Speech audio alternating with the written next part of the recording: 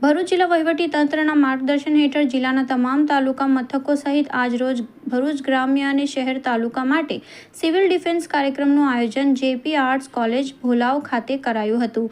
આ તાલીમમાં નાયબ કલેક્ટર નિકુંજ પટેલ દ્વારા ઉપસ્થિત રહી જરૂરી માર્ગદર્શન પૂરું પાડ્યું હતું। આ તાલીમનો મુખ્ય હેતુ આપાતકાલીન પરિસ્થિતિમાં નાગરિકોને સ્વ બચાવની પદ્ધતિઓથી વાકેફ કરવાનો છે। સ્વરક્ષણથી સમાજ રક્ષણ અને દેશના રક્ષણ કાજે અમૂલ્ય તકનો લાભ લઈ તાલીમમાં જોડાવા માટે તેમણે આહવાન કર્યું હતું। આ તાલીમમાં પ્રાંત અધિકારી મનીષા માણાની, ભરૂચ મામલતદાર માધવી મિસ્ત્રી, તાલુકા વિકાસ અધિકારી લાડુ મોર તેમજ એનસીસી કેડેટ્સ વિદ્યાર્થીઓ ઉપસ્થિત રહ્યા હતા।